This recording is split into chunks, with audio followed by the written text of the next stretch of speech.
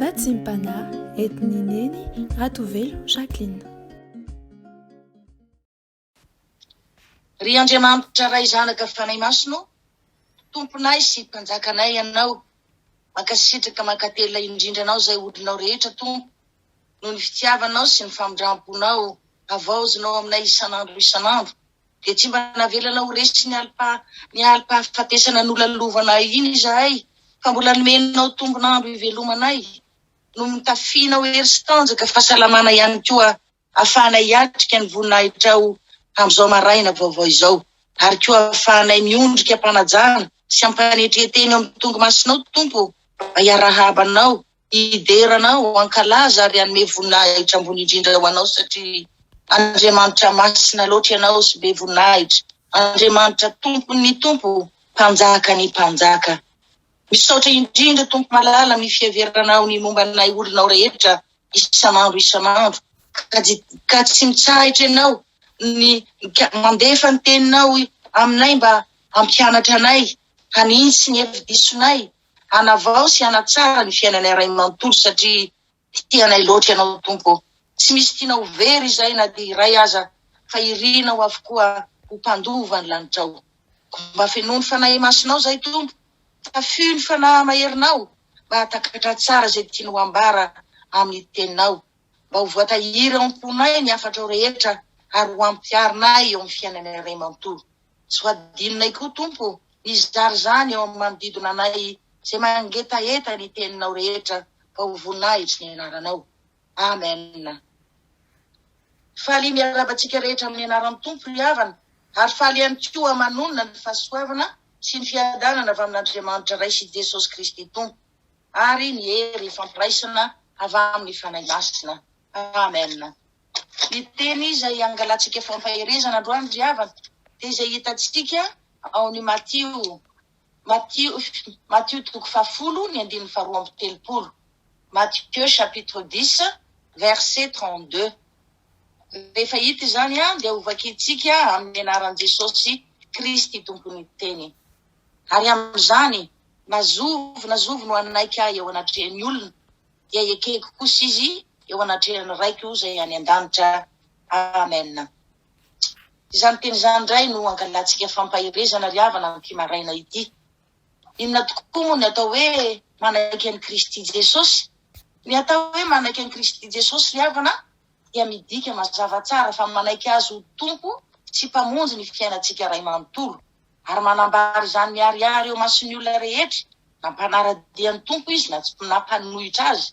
Izany hoe manana fahasahiana tanteraka isika, na iza misy atsika ary ninona ataotsika, ilaza fa tsy tsara sady mahavonjy ny tompontsika.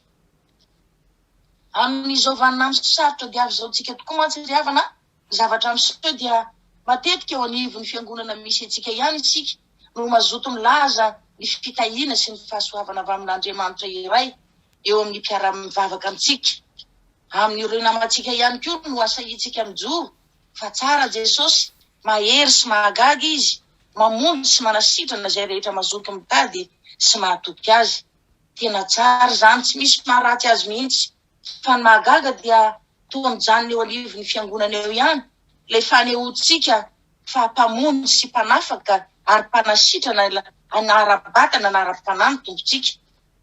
Tsarovy nefa ry havana, fa ireo mpiara-mivavaka amintsika ireo anefa dia efa miara-miaina amin'izany fahatsaran'Andriamanitra amintsika izany foana isanandro, mahafantatra tsara ihany koa fa mahatoky ny tompontsika.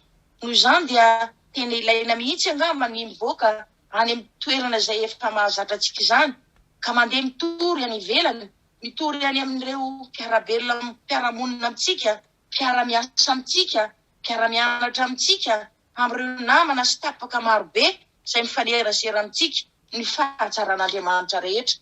Izany hoe tena sahy ilaza foana isika fa Andriamanitra dia manana fahefana feno hamonjy sy hanafaka antsika, hamaly olantsika rehetra, satria ny tompontsika dia be fitiavana, be antra izay rehetra mitady sy mitoky azy.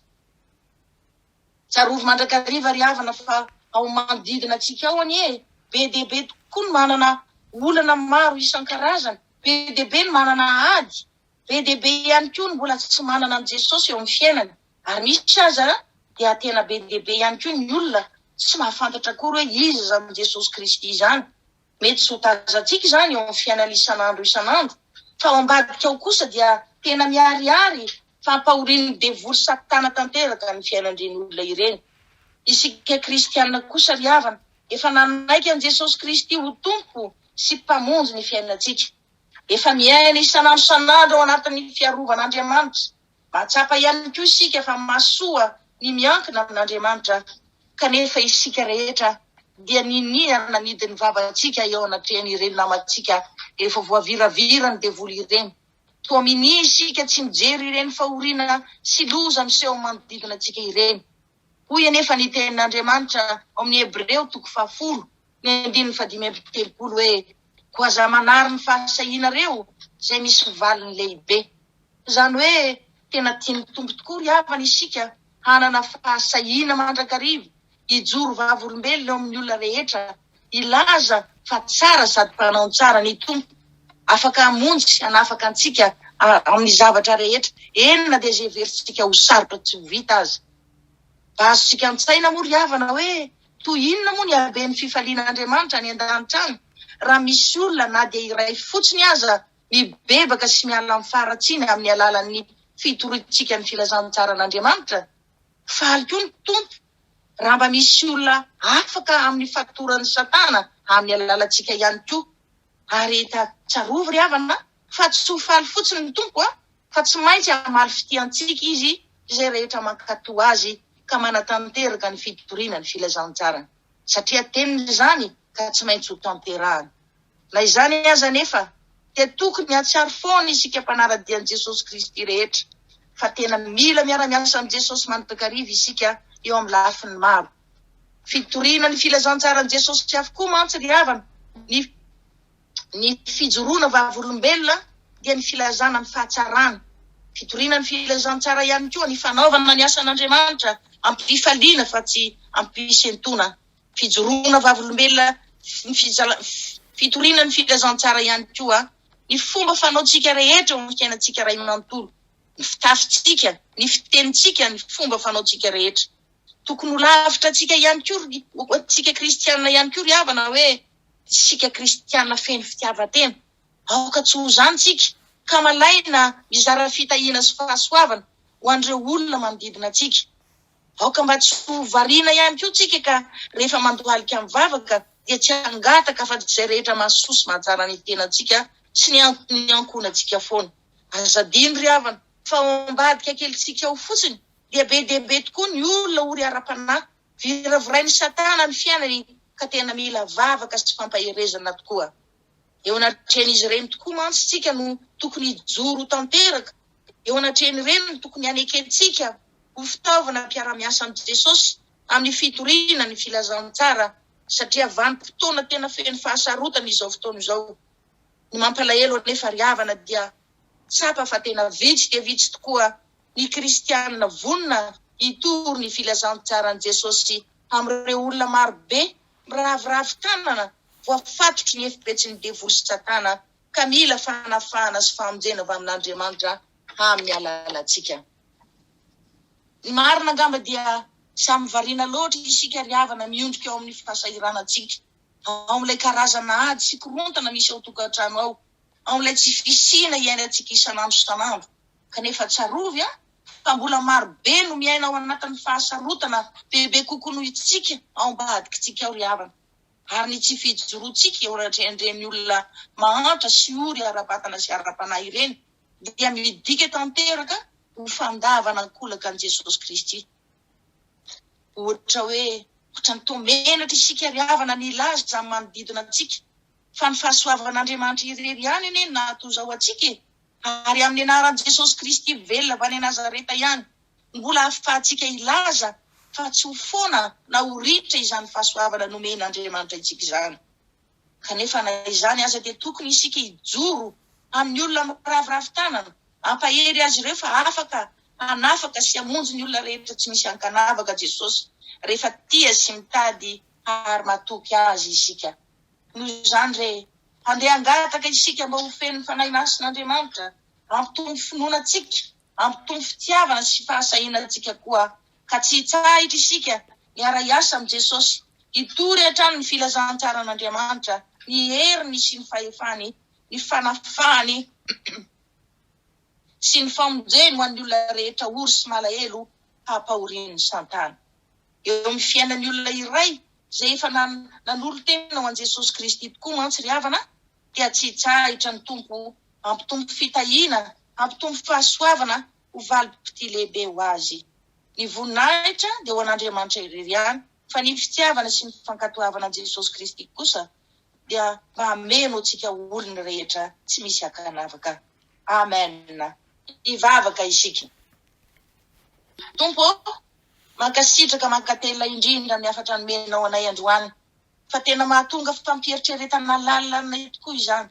Menatra sy mangay ahy izay Jesosy tompo malala satria marina tokoa fa toa lasa vavaka fitiavatena fotsiny no vavaka nataonay. Tsy mieritreritra fa tsy ny mahasoa ny tenanay sy ny ankonanay izay. Adinay tanteraka ireo olona marobe manodidina izay mahantra, ory ary malahelo, viravirain'ny satana ny fiainany ka tsy afaka mitraka intsony. Raha ianao moa tompo malalo no feno fitiavatena tahaka anay, ka tsy nanaiky nandefa Jesosy Kristy ho hamonjy anay. Ary raha Jesosy Kristy ilay zanako lahy tokana no nandatsy hiala ao amin'ny lampasoanao, dia toy inona reny miafaranay rehetra tompo. Mangataka aminao zahay, mahavelao ny fanahy masinao hiasa mahery ao anatinay tsirairay avy, ka tsy anao tsinotsinona ny fitiavanao intsony izahay, tsy anao tsinotsinona ny famonjena vitanao taminay koa, fa kosa ahy hamaly fitiavana anao tompo, ka ho vonina ho sahy mandrakariva, hijoro sy hitory ny filazantsaranao, ny fahefanao rehetra amin'ireo olona marobe miravoravo tanana mitady famonjena no nietraketraky ny devoly satana manapodika ny fiainanay. Izay mpanomponao rehetra kosa tompo, mahatsiaro nahazo fitahiana avy aminao, azavelo hovariana tompo malalo, fa tsy hatrany hatrany hatsiaro izara amin'ireo manodidina anay mila fanampiana araky ny teninao hoe izay mahazo mahaimaim-pona dia mba mizara mahaimaim-pona. Mba hanomezanao anay valim-pity lehibe ary koa hamonjenao izay rehetra nandray ny teninao tamin'ny fitoriana izay nataonay tamin'ny anaranao Jesosy malalo. Amen. Raiso ampinoana ny jodranomasina avy amin'Andriamanitra raitsika. Ho aminareo aneny fiadanana amin'ny fitiavana mba amin'ny finoana avy amin'Andriamanitra ray sy Jesosy Kristy tompo. Ny fahasoavana ny eo aminareo izay rehetra tian'i Jesosy Kristy tompontsika amin'ny fitiavana tsy mety levina. Ary ho tamiteraka aminareo any tenin'Andriamanitra hoe fitiavana mandrakizay no nitiavako anareo, ko izany nampaharetako famindrampo anareo. Ho tanteraka tokoa n'izany amin'ny anarany Ray sy ny Zanaka ary ny Fanahy Masina. Aleluia. Amen.